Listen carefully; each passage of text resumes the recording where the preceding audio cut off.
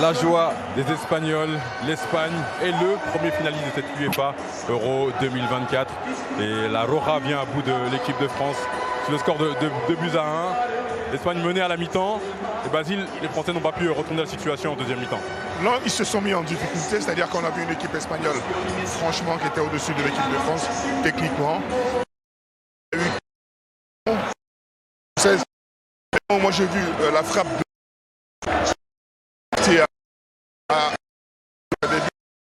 Là, les Français n'y croyaient pas. Ils ne croyaient pas vraiment. Et puis, cette équipe espagnole a joué son jeu comme on la connaît. On l'attendait. Voilà. Donc, c'est la meilleure équipe du tournoi, à mon avis. Chéhi, le football a gagné ce soir? Bah écoute, le football a été plutôt récompensé parce que quand on voit le déroulement de ce jeu, de ce match, on avait eu de l'Espagne qui jouait bien, ils étaient tranquilles, techniquement, ils étaient vraiment largement au-dessus des Français et ça fait la différence. Quand on voit Upamecano avec le ballon, quand on voit les joueurs de défenseurs français avec le ballon, on voit que des fois ils se mélangent un peu les pinceaux et tout ça. Mais quand on voit Nacho, Rodri, tous ces joueurs espagnols, techniquement, ils étaient franchement largement au-dessus. Comme il a dit Basile, pour l'instant, c'est la meilleure équipe de ce tournoi. Patrick, vous venez de commenter ce match. Est-ce qu'on peut dire que c'est la meilleure équipe qui s'est qualifiée pour la finale? Je le pensais avant ce match, je le pense encore plus. Après, moi, je vais vous dire, regardez par exemple l'entrée de Merino. C'est pas le plus connu. Quand on suit le championnat espagnol, on ne se surprend pas de sa présence. Mais vous voyez la qualité de son entrée, techniquement, dans l'agressivité, dans le jeu de tête. C'est un symbole parmi tant d'autres dans ce match. Après, il y a eu les éclats dont celui de Lamine Yamal qui ont pu faire une vraie différence dans ce match qui aurait dû être, selon moi, un match beaucoup plus disputé tactiquement. Et l'Espagnol était bien au-dessus des Français. Je pense à ces ballons qu'ils ont réussi à prendre entre les lignes pour mettre à mal la défense française qui a été, je ne dirais pas dire aux abois, mais entre le milieu et la défense, il y a vraiment eu un combat complètement perdu par les Bleus ce soir. Pourtant, chez la France avait commencé par le bon bout avec cette ouverture du score. 9e minute de jeu, la tête de on les a critiqués. On a parlé mal d'eux, mais aujourd'hui, ils ont essayé le premier quart d'heure de nos produits de jeu avec un centre magnifique qui dépose le ballon carrément sur la tête de le Colomani. Et après, ça a été quand les Espagnols ont pris le ballon, ont mis leur pied sur le ballon, ça a été complètement difficile pour l'équipe de France. Ils ne voyaient plus le ballon. On voit l'équipe des Espagnols qui rentraient dans les trous, dans les poches pour demander le ballon. Olmo, Rodri, ils faisaient très mal. William de l'autre côté, l'ami de... Non, c'était une équipe qui était vraiment au-dessus. L'équipe de France, jusqu'à présent, n'avait pas marqué. Jusqu'à ce soir, ils ont marqué et ils en prennent 2. Donc c'est ça le football. Basile, c'était quasiment le scénario rêvé pour l'équipe de France avec cette ouverture du score qui est arrivée très tôt dans le match. C'est arrivé très tôt parce que l'équipe de France est partie avec un jeu tactique pour tenir les Espagnols. Et sur un centre de Mbappé, on ouvre le score. Mais après, ça n'a pas bougé les Espagnols dans la tête. Ils ont continué leur jeu, ils ont mis le pied sur le ballon, ils ont été... Franchement, ils ont été sereins pendant tout le long du match. L'Espagne, c'est un collectif, mais il y a Lamine Yamal. Il y a la différence, clairement. Non, mais ils font la différence parce qu'ils ont du génie. Yamal, il a Dieu dans ses pieds. Donc voilà. Un bémol quand même sur le côté droit. Jules Koundé a fait un match exceptionnel devant Williams. Il a tenu quand même, malgré tout, il a tenu quand même. Mais cela dit, cette équipe espagnole, elle est au-dessus. Elle est au-dessus du tournoi, franchement. Comme il a dit Basile, c'est une équipe qui est au-dessus de l'équipe de France. Mais le but de Lamine, c'est du génie. En fait, il y a des joueurs, ils peuvent essayer de travailler ça à l'entraînement. 100 fois, tu vas en louper 100 fois. Lui, il en prend 3, il en met 2 au fond. Donc ça, c'est du vrai génie. Et c'est un joueur qui a plein d'avenir. 16 ans seulement. C'est beau. Dans le collectif espagnol, est-ce qu'il y a des joueurs que vous voyez sortir un petit peu du lot? Jules Koundé a fait un bon match, ça veut dire que Nico Williams a été un peu moins bon cette fois. Ouais, mais bon, écoute, c'est un tournoi, hein, comme j'ai toujours dit. Hein, si tu demandes à William d'être bon, de se faire éliminer ou d'être qualifié, d'être moins bon comme ce soir, je pense qu'il prendra l'autre côté, c'est-à-dire côté positif. C'est le plus important, c'est son équipe. Ils sont payés, qualifiés pour la finale. Ils sont venus pour ça et ça a été acquis, donc tant mieux pour nous. Moi, ce qui m'a impressionné, c'est le dispositif tactique. Il y a un mec, pendant toute la saison, on ne l'a pas vu au PSG. Et là, c'est le maître à jouer de cette équipe espagnole. Et puis, on a Rodri aussi qui est une plaque tournante. Ce milieu espagnol, il a clairement fait la différence. Non, mais il n'est pas allé en front. C'est-à-dire qu'il évitait complètement la bataille physique, etc. Ce qui l'intéressait, c'est de faire courir le plus possible le ballon. Le ballon va plus vite que les... Voilà. Ils ont joué comme s'ils étaient... chez eux, quoi, dans leur salon. Comme ils étaient à l'entraînement, possession de balle, conservation, est-ce qu'ils ont fait? Ils savent que c'est leur technique, ils savent que c'est leur point fort. Ils ont utilisé ça, mais franchement, ils ont utilisé ça merveilleusement. Patrick, le milieu de terrain espagnol a clairement été supérieur au milieu de terrain français. On a vu des Rodri, des Fabian Ruiz qui ont joué à l'aise, qui n'ont quasiment pas beaucoup transpiré dans ce match-là. C'était l'une des donnes de ce match que j'énonçais. En début de match, ce sont deux joueurs déterminants. Alors, Basile n'a pas vu Fabian Ruiz sous cette saison. Il va falloir revoir le championnat de France d'un peu plus près, Basile. Mais en tout cas, la réalité, c'est qu'on a vu la technique de ces joueurs. J'insiste encore, même Mikel Merino, quand il est entré, il a levé le niveau technique. C'est ce qui fait que cette formation, comme l'a dit si bien Basile, ne va pas dans le duel. On prend le ballon, on le met au sol, on le fait tourner, on ne le perd pas, ce qui permet de garder le ballon haut, de garder le ballon très longtemps. Et quand on mène, c'est une bonne chose. Quand on est mené, on l'a vu, ça a duré à peu près 13 minutes, et ben on reprend le temps de reconstruire avec sérénité et de remettre l'équipe dans le bon sens.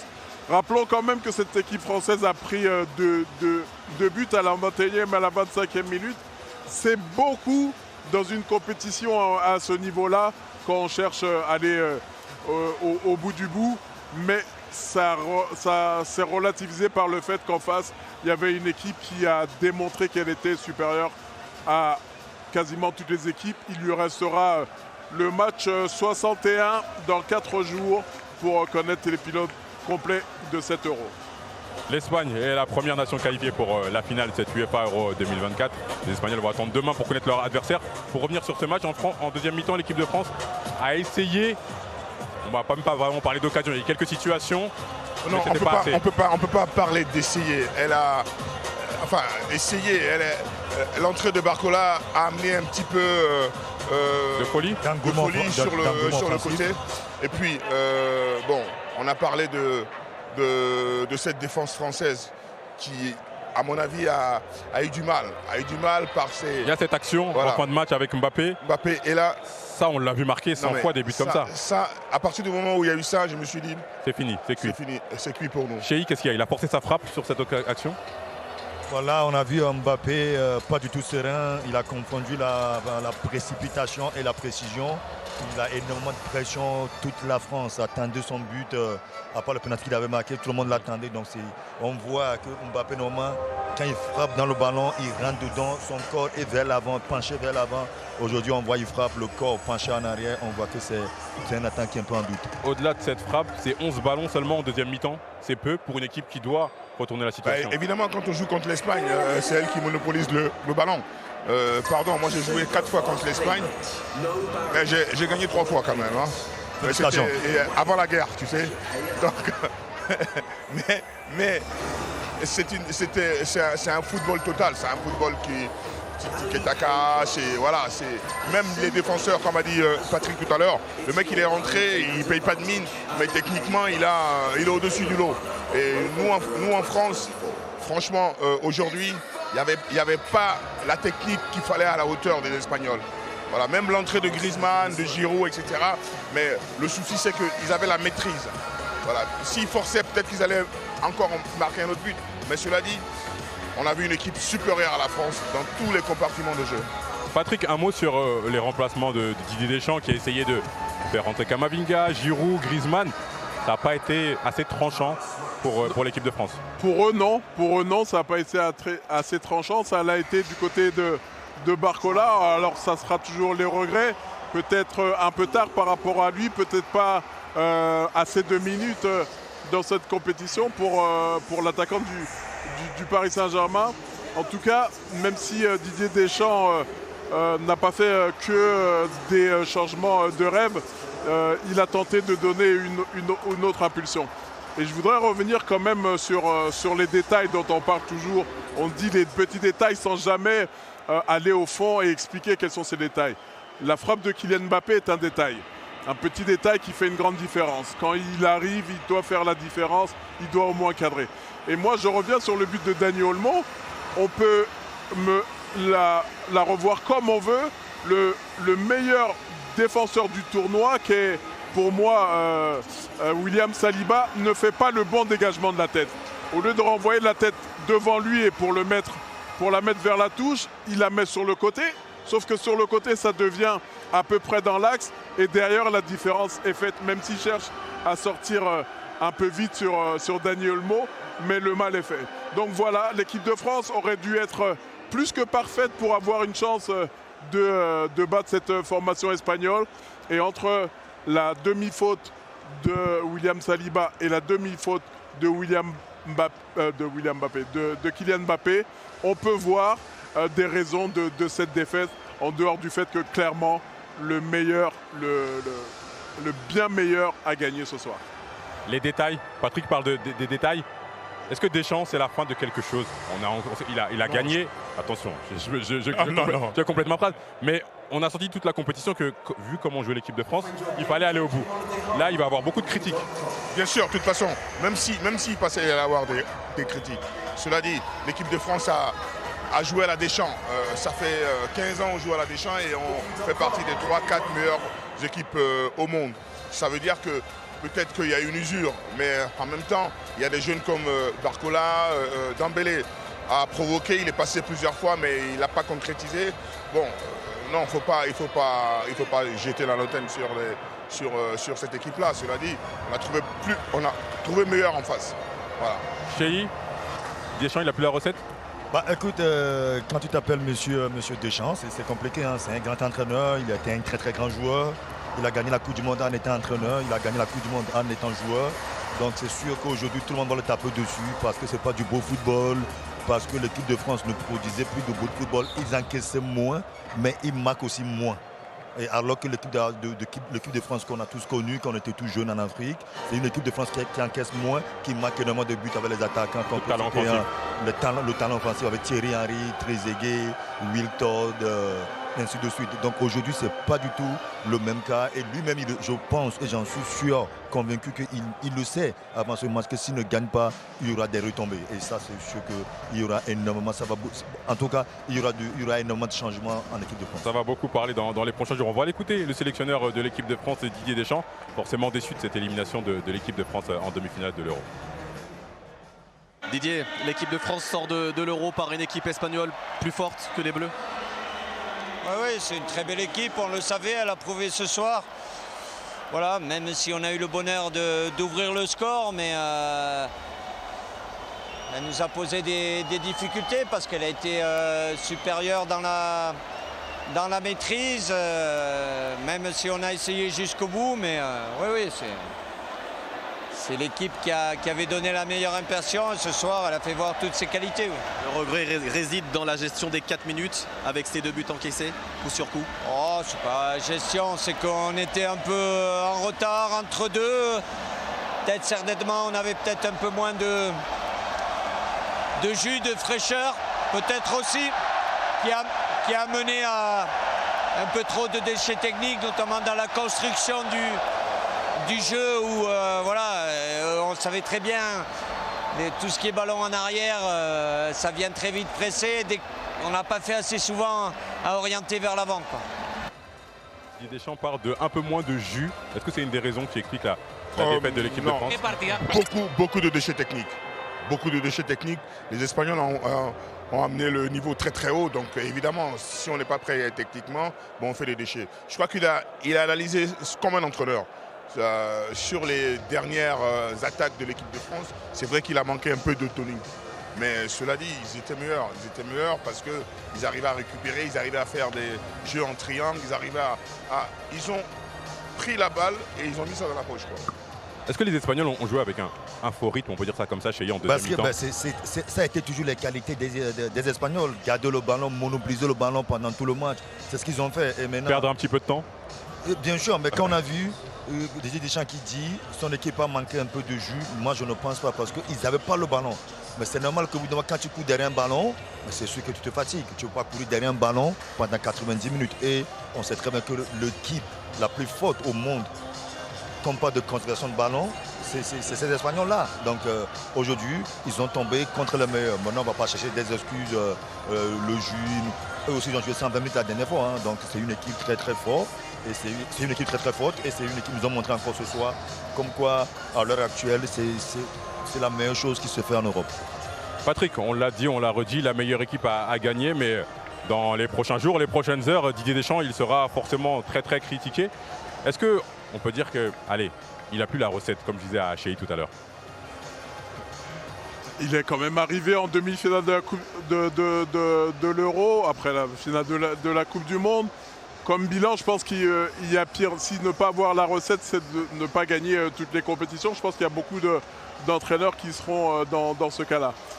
La seule chose, c'est qu'on a vu dans ces 45 premières minutes, aujourd'hui, beaucoup plus que ce qu'on a vu sur les 5 matchs précédents. Et ça, c'est dommage. Mais je n'ai pas eu la possibilité d'écouter toute l'interview de Didier Deschamps. J'ai entendu ce que vous en avez sorti. C'est qu'il dit on manquait de jus, on manquait de tonus. Moi, j'ai envie de dire pourquoi jouer toujours avec les mêmes joueurs alors qu'il y a des joueurs qui sont complètement interchangeables. Donc ça reste aussi pour moi une excuse que je ne conçois pas. Je ne suis pas à sa place, mais j'ai un œil critique. Et derrière cela, je vois qu'il veut toujours jouer avec la même équipe et il espère le faire pendant 7 matchs. Moi, je dis que c'est tout simplement pas possible d'avoir et les mêmes joueurs pendant 5 ou 6 matchs et réussir à avoir du jus quand on joue tous les 4 jours.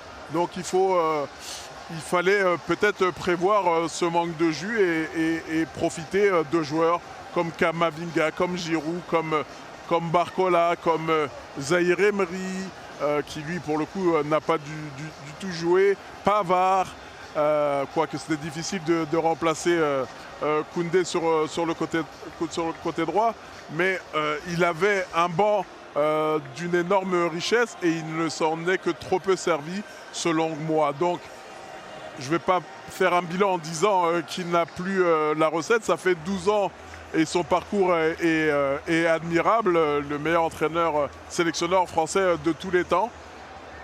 Peut-être qu'on peut penser à changer, mais je ne serais pas de dire qu'il est fini à cause d'une défaite contre peut-être le futur vainqueur de cet Euro.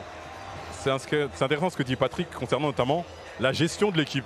Et c'est vrai qu'il y a des joueurs qu'on n'a pas vus. L'équipe de France a joué une prolongation et tir au but face au Portugal. Basile, on va lui reprocher ça. Non mais on peut sortir toutes les excuses qu'on veut. Il a commencé la Coupe du Monde avec les mêmes joueurs jusqu'à il a été en finale. Après, là, cet Euro, bon, c'est différent. Mais cela dit, bon, la défense, elle a tenu le coup. Qui on pouvait changer derrière, par exemple? Au milieu de terrain, peut-être que Camavinga avait beaucoup plus l'arme technique que Rabiot. Mais devant, Mbappé n'a pas marqué, enfin ne marquait pas, Griezmann n'était pas dans son... voilà. Et Dembélé aussi, il a fait un match et demi, Dembélé. Oui. C'était pas assez. Ah, c'était pas assez. Il fallait plus. Il fallait plus. Messieurs, l'homme du match selon vous? Lamine. Lamine? Moi, je crois que c'est la patte de Lamine qui a illuminé tout le stade. Alors. Messieurs, c'est la première fois que vous donnez le bonhomme du match. Depuis qu'on... Non. Vous êtes trompé à chaque fois. Non, moi j'ai gagné 2 fois. Moi. Je m'en rappelle pas. J'étais pas là. J'étais pas là. T'étais sûrement avec David. On va aller chercher dans les archives. On va l'écouter, l'homme du match, Lamine Yamal, 16 ans, qui n'a même pas encore 17 ans. Bueno, intento no pensar mucho, intento disfrutar y ayudar al equipo. Pour Yamal, honnêtement, je ne me pose pas de questions, je joue à l'instant. Ce soir, c'est passé, tant mieux pour nous. Qu'est-ce qu'on peut vous souhaiter pour votre anniversaire? C'est vrai que je vais passer mon anniversaire en Allemagne. Ça me fait énormément plaisir. Ce que je veux, c'est gagner, gagner et encore gagner. Un beau cadeau d'anniversaire de remporter l'Euro pour Lamine Yamal. 16 ans seulement, il n'a pas encore 17 ans. C'est impressionnant. Ça fait peur même, non? C'est un futur ballon d'or. Futur ballon d'or. Écoute, je pense qu'on va l'accompagner avec nos prières pour qu'on puisse continuer de voir ce beau garçon avec énormément de talent. On va le prier le bon Dieu de le garder, de le panier de tout ce qui est blessure, des petits pépins. Parce que si ce jeune homme est en forme, il peut nous donner ce que les Messi, les Ronaldo nous ont donné. Il a énormément de talent et énormément de qualité. Et quand on l'écoute parler, je vous ai dit avant le match, lui il est là pour se faire plaisir et donner du plaisir. Et c'est que lui-même il vient de dire, c'est magnifique d'entendre ça. Plus qu'un crack, Lamine Yamal. On va voir à présent, il reste deux matchs, messieurs, dans cette compétition. La deuxième demi-finale qui va se dérouler demain entre les Pays-Bas et l'Angleterre. Cette demi-finale va déterminer qui est le finaliste et qui affrontera l'Espagne, Pays-Bas, Angleterre, une très belle affiche. Et vous voulez voir qui en finale contre l'Espagne? Moi, je n'ai pas le choix. Hein. Vous n'avez pas le choix, carrément? Moi, j'ai le choix, je suis anglais, donc j'aimerais bien voir l'équipe de l'Angleterre. Angleterre-Espagne? Ouais, c'est une très belle finale, ça va être... Mais bon, j'ai pas confiance aux Anglais. Cette année, ça fait longtemps que les Anglais chantent Bring it home, bring it home. Je pense que bon, ils ont déjà fait une finale.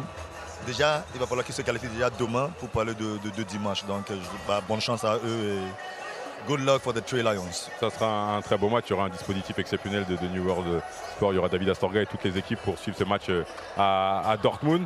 Et s'il y a une image qu'il faut retenir de ce match entre la France et moi l'Espagne.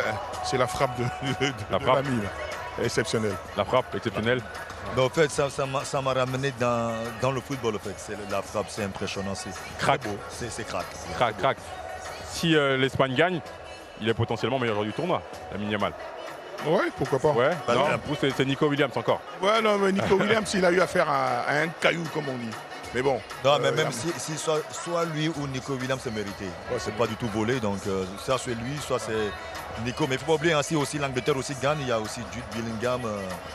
C'est votre chouchou, Jude Bellingham? J'aime bien. Vous l'aimez bien? J'aime bien le joueur. C'est le plus beau but du tournoi? Je ne peux pas dire ça. C'est un but important dans demi-finale, cette frappe. Demi-finale, c'est important. C'est-à-dire, il y a les mecs qui peuvent marquer des buts au premier match de l'Euro, super but. Mais demi-finale, 16 ans, prendre ce risque-là. 362 jours. Oh là là là là, pardon, excusez-moi. On va voir l'affiche demain entre l'Angleterre et les Pays-Bas. Ça se joue à Dortmund, teaser.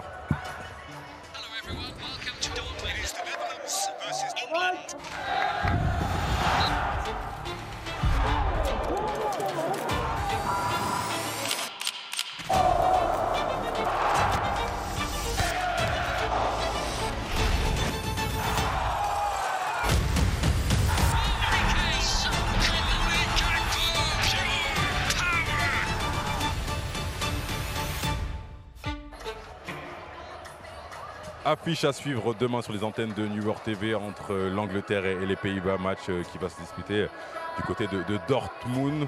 Vous n'avez pas trop voulu vous prononcer. Chez est plutôt en Angleterre et Basile n'a pas confiance. Non, pas que j'ai pas confiance, mais les Anglais, ils nous ont toujours amenés à les supporter et puis après regretter. Donc je préfère m'abstenir. J'ai l'impression que tonton Basile veut absolument rentrer chez lui et dormir. Comme son pays éliminé, là il a juste une seule envie de rentrer chez lui. On va écouter Patrick. Patrick, demain on a une très belle affiche entre les Pays-Bas et l'Angleterre. Est-ce que vous voyez un favori dans ce match? Alors d'abord la première des choses c'est merci, vous l'avez presque dit, il est né le 13 juillet 2007. Donc ça sera samedi qu'il aura ses 17 ans. On n'a pas arrêté de dire cette semaine. Soyons précis là-dessus. Ensuite, moi, ce que je vois, je vais dire plus ce que j'espère. Ce que j'espère, c'est voir les Pays-Bas en finale. Parce que les matchs des Anglais ont été plutôt soporifiques. Vous pouvez me dire qu'ils ont un talent, des joueurs de talent, qu'eux aussi pourraient faire 75 joueurs, aligner 75 joueurs dans cet Euro. Mais le football qu'ils ont proposé, à l'instar de l'équipe de France, ne m'a pas plu. Les Néerlandais n'ont pas voulu jouer contre la France. C'était volontaire, mais pour le reste du tournoi et notamment récemment contre la Turquie, on a vu de belles choses. Donc j'ai plus envie de voir un Espagne-Pays-Bas en finale. Espagne-Pays-Bas en finale pour Patrick Mboma. Ça serait une très très belle affiche. Messieurs, le meilleur des réseaux sociaux, que serait Tam Tam sans le papato de l'Euro?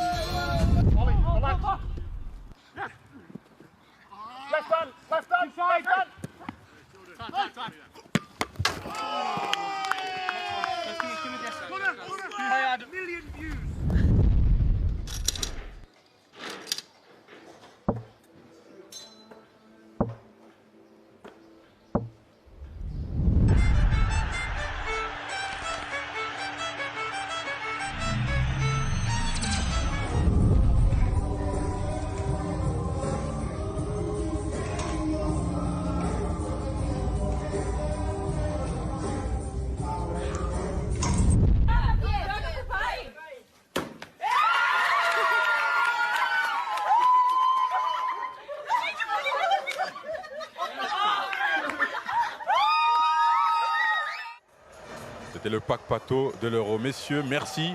Muchas gracias. De nada.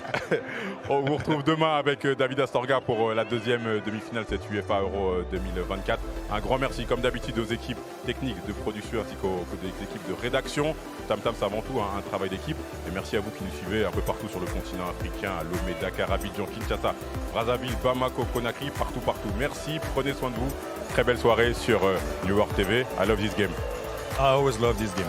And Ciao, I will merci. always love it. Ciao, ciao, merci.